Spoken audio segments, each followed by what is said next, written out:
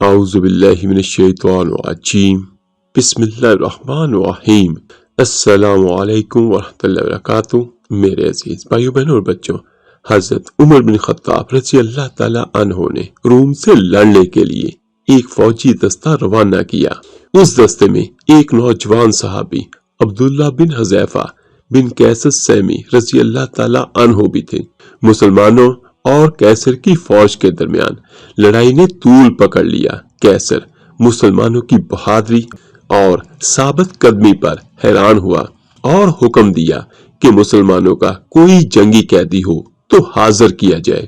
تو انہوں نے عبداللہ بن حذیفہ کو لا کر حاضر کیا گیا، جن کے ہاتھوں اور پاؤں میں ہتھ کڑیاں تھیں۔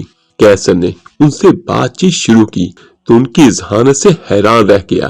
دونوں کے درمیان یہ مکالمہ ہوا۔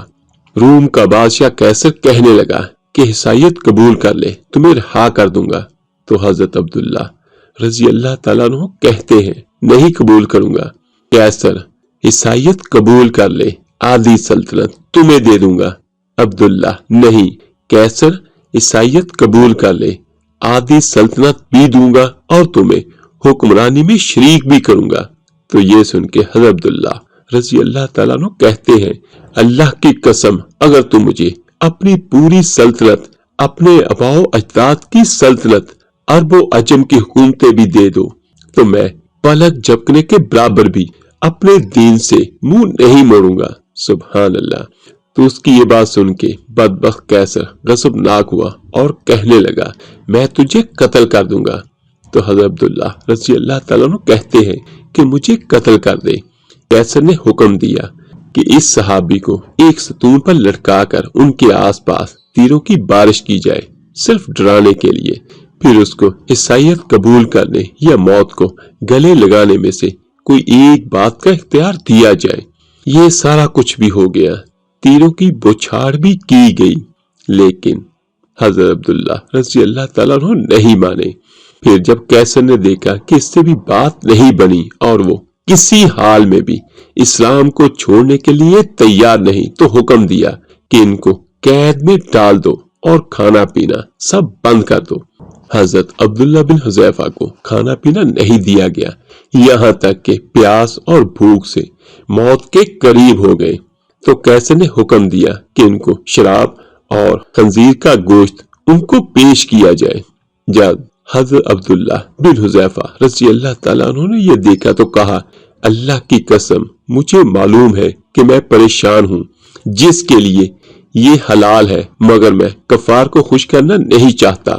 یہ کہہ کر کھانے کو ہاتھ بھی نہیں لگایا۔ جب یہ بات کیسر کے خادموں نے اس کو بتائی تو اس نے عبداللہ کے لیے بہترین کھانا لانے کا حکم دیا اور اس کے بعد ایک بہت حسین و جمیل لڑکی کو تیار کر کے ان کے پاس بھیجا گیا کہ وہ ان کے ساتھ دل لگی کر سکیں۔ اس لڑکی نے بہت کوشش کی، مگر عبداللہ بن حذیفہ رضی اللہ تعالی عنہ نے اس کی طرف کوئی توجہ نہیں کی اور وہ ہمارے وقت اللہ پاک کے ذکر میں مشغول رہے۔ میرے عزیز بھائیو، یہ ہوتا ہے آقا کریم صلی اللہ علیہ وآلہ وسلم کے غلاموں کا انداز، ان کا طریقہ۔ جب وہ لڑکی یہ سارا کچھ کر چکی اور حضرت عبداللہ بن حذیفہ کی طرف سے کوئی رد عمل نہ ہوا تو وہ غصے سے باہر چلی گئی اور کہنے لگی، جا کر تم نے مجھے کیسے آدمی کے پاس بھیجا ہے، میں سمجھ نہ سکی کہ وہ انسان ہے یا پتھر۔ اللہ کی قسم اس کو یہ بھی معلوم نہیں کہ میں مذکر ہوں یا مونس۔ جب روم کے بادشاہ کیسر کا ہر حربہ، ہر طریقہ ناکام ہوا تو وہ عبداللہ بن حذیفہ کے بارے میں مایوس ہوا، تو ایک پیتل کی دیگ منگوائی اور اس میں تیل ڈال کر خوب گرم کیا اور حضرت عبداللہ کو اس دیگ کے سامنے لایا اور ایک دوسرے مسلمان قیدی کو زنجیروں سے باندھ کر لایا گیا اور ان کو اٹھا کر اس ابلتے ہوئے تیل میں ڈالا گیا۔ تو اس مسلمان کی ایک چیخ نکلی اور دیکھتے ہی دیکھتے اس کی ہڈیاں بھی گوشت سے الگ ہو گئی اور تیل کے اوپر تیرنے لگی۔ حضرت عبداللہ بن حذیفہ رضی اللہ تعالیٰ عنہ یہ سارا منظر دیکھ رہے تھے۔ ایک بار پھر روم کے بادشاہ کیسر نے آپ کو مخاطب کیا اور کہنے لگا، آپ عیسائیت قبول کر لیں اور اسلام کو ہمیشہ ہمیشہ کے لیے چھوڑ دیں، مگر عاشق رسول صلی اللہ علیہ وسلم نے پھر انکار کیا۔ قیصر غصے سے پاگل ہونے لگا اور حکم دیا کہ اس دیگ میں موجود تیل اٹھا کر عبداللہ کے سر پر ڈال دیا جائے۔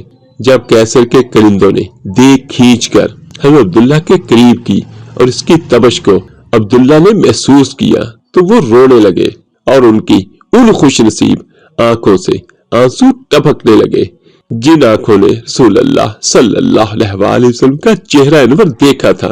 یہ دیکھ کر قیصر خوشی سے جھومنے لگا اور کہنے لگا حصائی بن جاؤ، معاف کر دوں گا۔ عبداللہ کہنے لگے نہیں قیصر۔ تو پھر قیصر نے کہا تو پھر کیوں رویا؟ تو ان کی بات سن کے حضرت عبداللہ بن حذیفہ کہنے لگے اللہ کی قسم میں اس لیے رو رہا ہوں کہ میری ایک ہی جان ہے جو اس دیگ میں ڈالی جائے گی۔ میری یہ تمنا ہے کہ میرے سر کے بالوں کے برابر جانیں ہوں اور وہ ایک ایک کر کے اللہ کی راہ میں نکلیں۔ یہ سن کر قیصر نے مایوسی کے عالم میں عبداللہ بن حذیفہ سے کہا کیا یہ ممکن ہے کہ تم میرے سر کو بوسہ دو اور میں تمہیں رہا کر دوں؟ تو حضرت عبداللہ بن حذیفہ رضی اللہ تعالیٰ عنہ کہنے لگے اگر میرے ساتھ تمام مسلمان قیدیوں کو رہا کرتے ہو تو میں تیرے سر کو بوسہ دینے کے لیے تیار ہوں۔ تو قیصر نے کہا ٹھیک ہے۔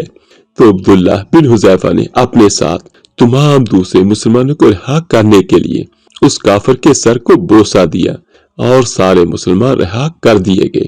جب واپس وہ سب حضرت عمر بن خطاب رضی اللہ تعالیٰ عنہ کے پاس پہنچ گئے اور آپ کو واقعہ بتایا گیا تو حضرت عمر رضی اللہ تعالیٰ عنہ نے کہا عبداللہ بن حذیفہ کے سر کو بوسہ دینا ہر مسلمان پر ان کا حق ہے، اور خود اٹھے اور عبداللہ کے سر کو بوسہ دیا۔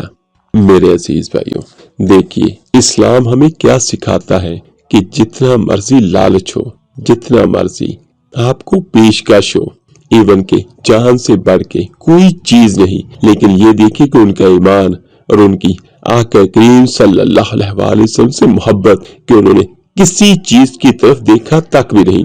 سب سے بڑی جان ہوتی ہے، جان بھی چھوڑ دی، اس کے بعد مال و دولت، رزق، عورت، ہر چیز انہوں نے چھوڑ دی اور صرف اپنے اللہ پر توکل کیا اور صرف اللہ کی رضا کے لیے جو کچھ بھی تھا انہوں نے کیا۔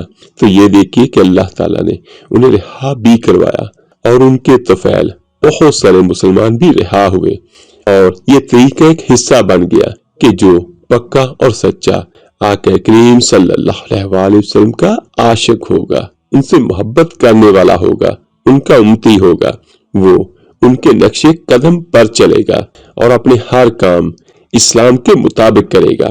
آخر میں دعا ہے اللہ پاک آپ کو اور مجھے ہم سب کو بھی ان جیسی استقامت، ان جیسا جذبہ ایمانی عطا فرمائے، آمین ثم آمین۔